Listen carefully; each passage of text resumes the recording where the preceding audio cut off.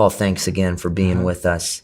I want to ask you about biblical masculinity. The idea of biblical masculinity is disappearing in today's culture, and yet we see that it is so important as we look at the scripture. Yes. Talk to me about biblical masculinity and why it's so important. Well, first of all, there is a difference between a man and a woman. I know that in today that's shocking. But, Paul told the Corinthians, act like men. There had to be a basis for that. But here's what we need to understand.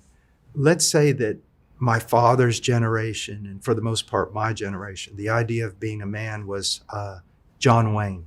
Mm-hmm. Okay? And if you watch some of the John Wayne movies, there was a lot of things noble about that. But there were a lot of things that weren't noble. So John Wayne and that type of thing isn't the model, the archetype of what a man is to be. Mm-hmm. And then if you go to the other extreme, which you seem to find today, it's the very opposite of that person. Mm-hmm. A very passive, delicate man, a fearful man. It's like his psyche is broken, mm-hmm. and he just crumbles. Part of that we need to realize is one aspect of the judgment of God. Isaiah 3 is very clear about that we have young men ruling over older men. Noble men are removed from society. And there's all sorts of things revealed there in Isaiah 3. What we've got to realize is this. Our main problem is simply, again, not studying the Bible. Our main problem is not looking at Christ, or looking at Christ through some filtered lens rather than the raw scripture. My desire is not to be like John Wayne.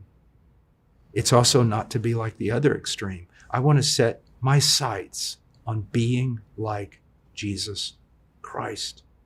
Now, also, I need to think about something. There is a headship in the family, and I am to be the head of my home. That doesn't mean that everything revolves around me. My headship serves one purpose, that I lead my home for the benefit of my wife and children, no matter how costly it is to me. My headship is sacrificial. And one of the things about being a true man, if we look at the model of Christ, it is self-giving and self-sacrifice. It's always, look at what Christ did. He gave himself and gave himself and gave himself until there was nothing left to give. That is my responsibility to my wife and my children. Also, if you want to talk about Christ as our protector, he stood in front of us. He stood in front of his bride. Anyone wants to come to get his bride, anyone wants to come to get God's children, he's going to stand between them and the ones he loves. This requires strength, courage. I think that young men need to grow in character, number one. And the primary characteristic should be love, which is self-giving. This is not about me. It doesn't matter how much I hurt, doesn't matter how much I suffer, doesn't matter if my expectations aren't met, my needs aren't met, my wants aren't met. That's not what it's about. It's about me dying for a woman and my children. Serving, giving, and stop looking in the mirror and stop being self-absorbed, self-giving. But then there's some practical things also.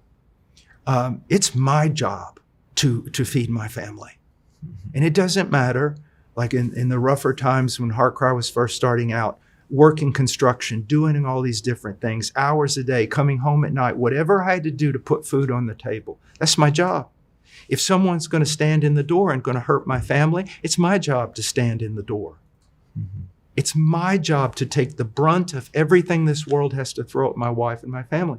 And so, I was we raised Charolais cattle and quarter horses. So, it was rodeo from the word go. And my dad would you're going to be tough. Yeah. If you don't die, you're going to be tough. My sons were raised by a preacher.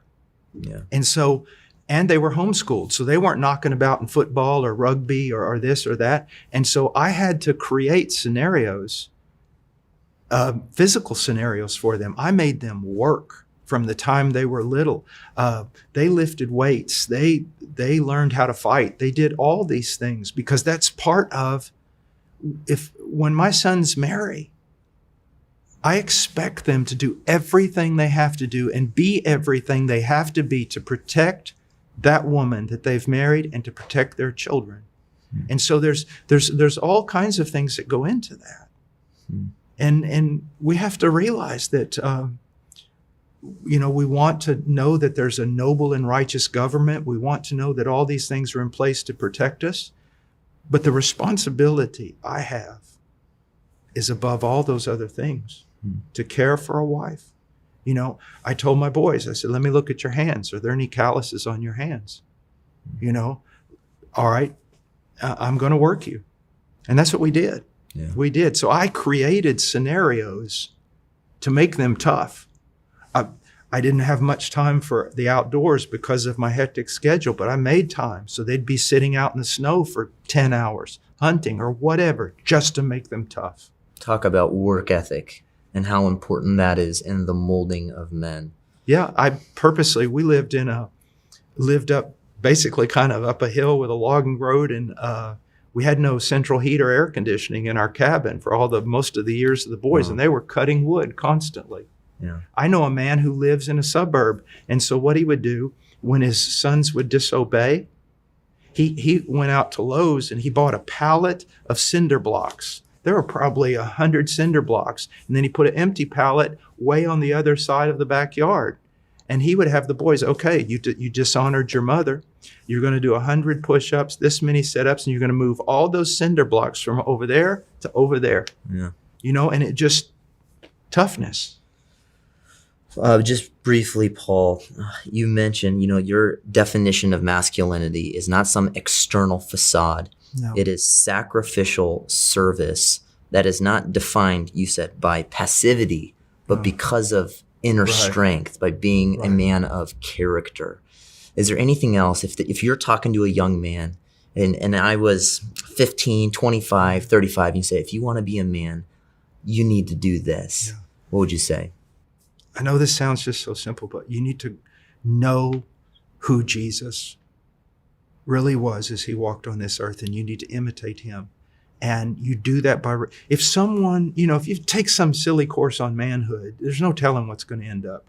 But if you will just get in the word and say, who is this Christ? And then know this, love.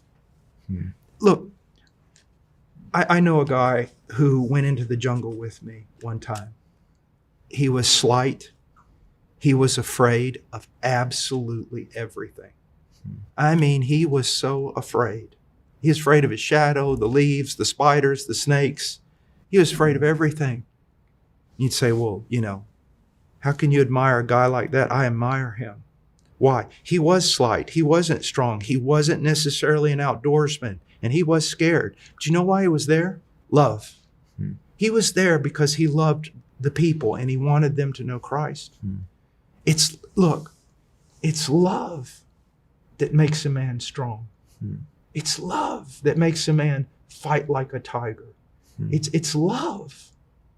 And that's what I want him to see. You take a Samuel Rutherford, you read Samuel Rutherford and his writing is so poetic. And at times, you're like, whoa, that's a little bit too much, And yet here was a man who would defy anything because of his love for Christ, because of his love for his people. And so, I don't want to build this. The Lord has spent many years destroying my bravado. It's one of the reasons for all my illnesses, everything else. It's to destroy that. We're not talking about some carnal strength or discipline or he's got muscles, coming out of his ears. I want a man who loves so much that he will just lay down his life. And he's not, if I would say the greatest cause of weakness among young men today is self-absorption instead of sacrificial love and service. That's what will make a man defy armies. When bolder, bigger men turn tail and run, that little puny man who loves will stand his ground. He loves Christ.